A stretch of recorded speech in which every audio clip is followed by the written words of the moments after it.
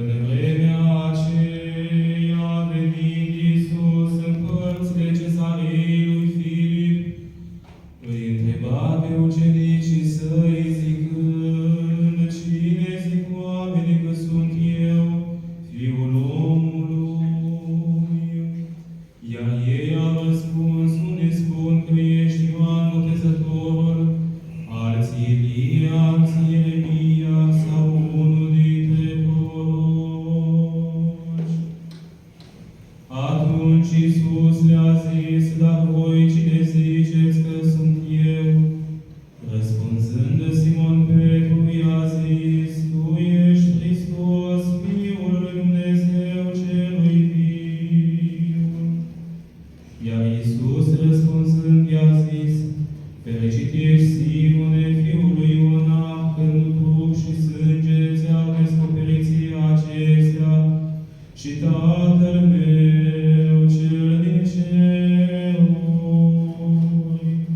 Și eu zic ție că tu ești Petru, și pe această piatră voi zidi biserica mea, și porțile iadului nu o vor birui. Și îți voi da cheile Împărăției Cerurilor, și orice vei lega pe pământ va fi legat și în ceruri, și orice vei dezlega pe pământ va fi dezlegat și în ceruri.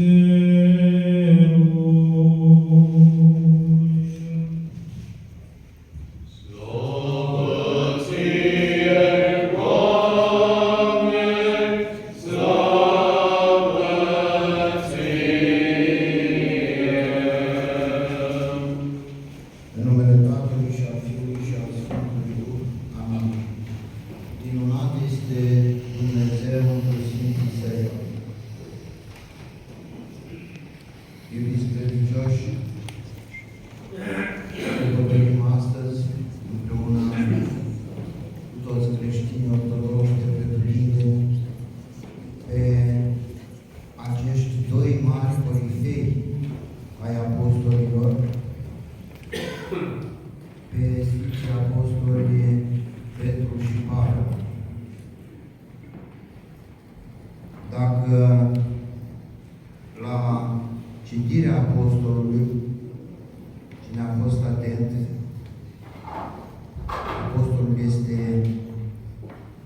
apostolul se citește de către dascăl în mijlocul bisericii, și am mai spus de atâtea ori că foarte puțini sunt atenți atunci când se citește apostolul, dar și el se citește din Sfânta Scriptură, din Biblie, și acolo, dacă am fost atenți astăzi, Sfântul Apostol Pavel ne vorbește el însuși despre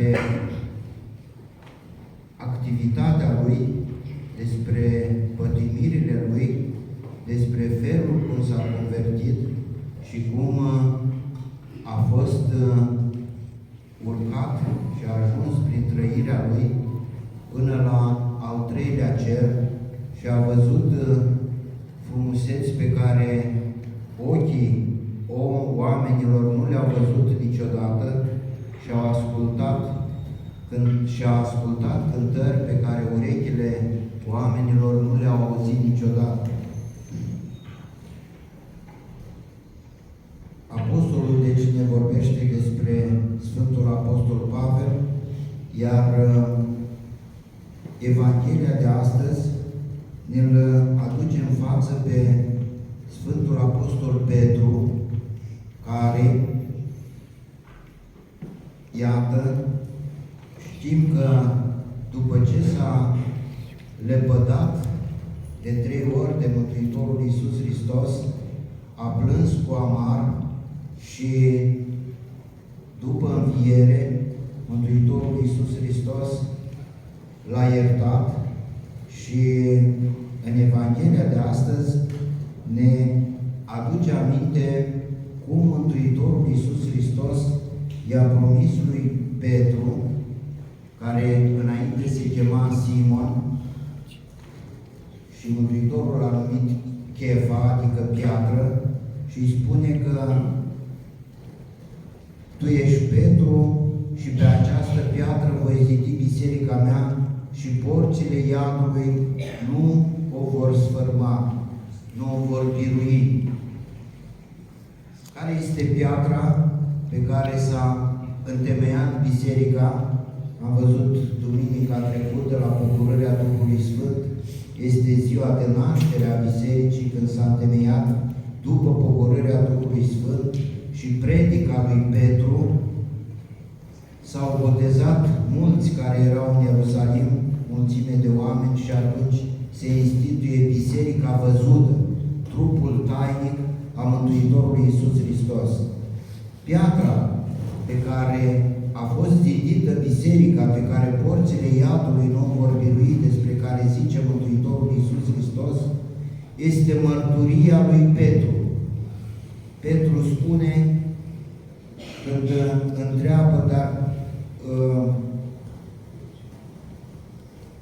întreabă Mântuitorul pe apostoli cine crede ei că sunt, Petru, în numele tuturor apostolilor, spune, sub inspirația Duhului Sfânt, recunoaște și îl mărturisește pe Hristos, zicând, Tu ești Hristos, Fiul lui Dumnezeu celui viu. Iată, aceasta este mărturisirea lui Petru, mărturia lui și a apostolilor, și este și mărturia noastră, și aceasta este piatra de temelie a bisericii. Faptul că Mântuitorul Iisus Hristos este cu adevărat Fiul lui Dumnezeu celui viu, așa cum spune Sfântul Pavel într-una din epistolele sale, că Dumnezeu s-a întrupat și s-a făcut om, Dumnezeu, și cum mărturisim noi în simbolul de credință, că Mântuitorul Iisus Hristos este Dumnezeu adevărat din Dumnezeu adevărat. Ce putem spune despre acești doi corifei ai apostolilor?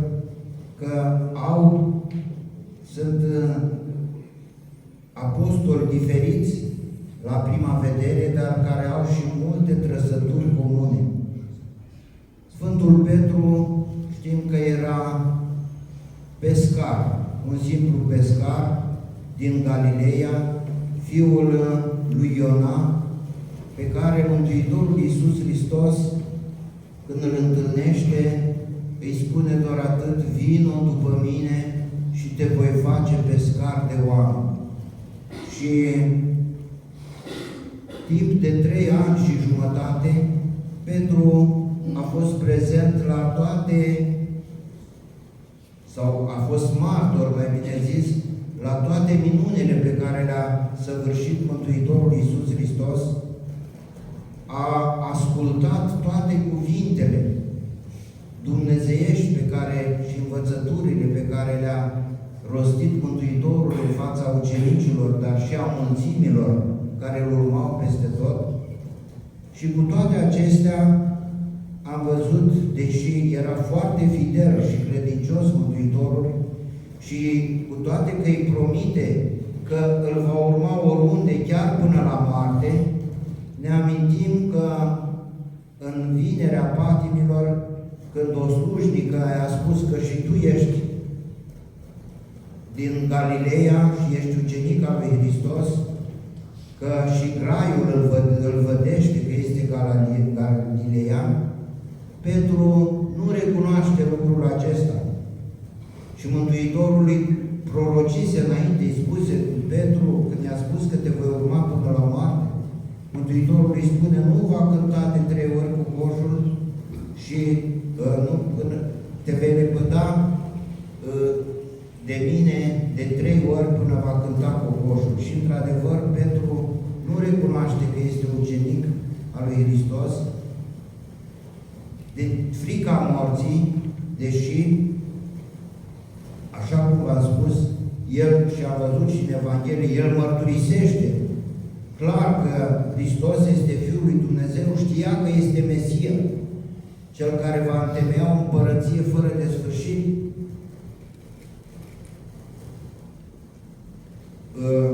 Îl părăsește și cu toate acestea vom vedea la a treia arătare a Mântuitorului Iisus Hristos, când le spune femeilor mironosițe: mergeți și veți spuneți ucenicilor că l-au văzut înviat, și spune ucenicilor și lui Petru, în semn că Mântuitorul l-a iertat.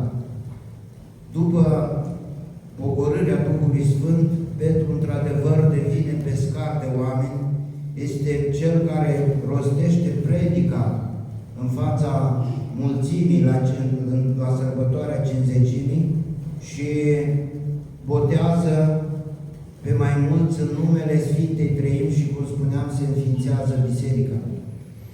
Apoi Petru va propovădui Evanghelia iubirii în Ierusalim, în Antiohia, în Capadocia și în mai multe provincii din Iudeea, ajungând în cele din urmă la Roma, unde va suferi și moarte martirică în anul 67 sau 68, în ziua de 29 iunie. Sfântul Apostol Pavel, deși n-a fost ucenic al Mântuitorului Iisus Hristos, deși n-a fost martor la predicile Mântuitorului, la minunile pe care le-a săvârșit, dimpotrivă, el a fost un prigonitor al lui Hristos. Știm că avea o pregătire teologică, provenea dintr-o familie mai înstărită, din Tarsul Ciliciei, localitate situată astăzi în Turcia, undeva în Turcia, spre malul Mării Mediterane. El a avut o pregătire teologică deosebită, ajungând să învețe la școala marelui învățat Gamaliel din Ierusalim și cunoscând foarte bine Sfânta Scriptură, inițial a renegat pe Hristos ca fiind Fiul al lui Dumnezeu, ca fiind Mesia cel mult așteptat, până când, în timp ce mergea să prigonească pe creștini în Damasc, pentru că pe creștinii la început știm că au fost persecutați și în Iudeea, apoi după aceea în tot Imperiul Roman, Mântuitorul Iisus Hristos, ziua în amiaza mare, îi se arată ca o lumină pe care l-a orbit pe Pavel, Saul, așa cum îl chema, și aude acel glas al Mântuitorului Iisus Hristos: Saule, Saule, de ce mă prigonești? Greu ți este ție ca să dai cu piciorul în țăpușă. Și când îl întreabă: cine ești, Doamne? Eu sunt Hristos pe care Tu îl prigonești. Și atunci a avut loc marea convertire. Saul rămâne orb, se arată unui preot din Damasc, Anania parcă, și acesta îl botează și devine cel mai mare propovăduitor, cel mai mare misionar al Evangheliei Mântuitorului Iisus Hristos. Și la fel și el, după ce face 3 călătorii misionare prin Asia și Europa și după ce a scris 13 epistole, Petru l-a scris doar 2 epistole, și el ajunge la Roma, unde în aceeași zi cu Petru suferă și el moarte martirică. Dacă Sfântul Petru a fost răstignit pe cruce, evreu fiind, și din smerenie a cerut să fie răstignit cu capul în jos ca să nu se asemene cu moartea Mântuitorului Iisus Hristos, Petru, fiind cetățean roman, acesta a fost pentru că pentru romani decapitarea era o moarte mai demnă. Moartea pe cruce era pentru sclavi, pentru tâlhari, așa cum bine știm că a fost socotit și Mântuitorul Iisus Hristos fiind răstignit pe cruce. Iată pe scurt viața acestor doi mari luceferi, doi mari pionieri ai de la începutul creștinismului, datorită cărora și noi din generație în generație suntem creștini. Știm că Petru era fratele lui Andrei, cel întâi chemat, cel care, la fel ca și ceilalți apostoli, au propovăduit Evanghelia. Sfântul Andrei, ajungând în părțile noastre ale Dobrogii, în Sciția Minor de atunci, dar știm că ucenici de-ai Sfântului Apostol Pavel, ucenici și de-ai Sfântului Apostol Andrei, ucenici și de-ai lui Petru, a Sfântului Petru, după cucerirea Daciei de către romani în anul 101, au propovăduit acești ucenici ai lui Petru, Pavel și Andrei, au propovăduit Evanghelia lui Hristos și în Dacia. Și așa, încet, încet, știm că poporul român s-a născut creștin. Și noi urmăm această credință transmisă de acești corifei nealterată și dorim să o transmitem și trebuie să o transmitem, nu numai să dorim, și copiilor noștri și nepoților noștri și urmașilor și ei la rândul lor, urmașilor lor, până la a doua venire a Mântuitorului Iisus Hristos. Să ne rugăm Sfinților Apostoli Petru și Pavel, iar de mâine, chiar în prima duminică după pogorârea Duhului Sfânt, îi sărbătorim pe toți, este Duminica tuturor Sfinților, dar și soborul celorlalți apostoli, a tuturor celor 12 apostoli. Am putea spune că Sfântul Apostol Pavel este al 13-lea apostol și cel mai mare misionar. Să ne rugăm acestor doi mari sfinți să ducă rugăciunile noastre, ce ne sunt de folos, înaintea tronului Sfintei Treimi. Să aveți o zi binecuvântată și să ne vedem sănătoși.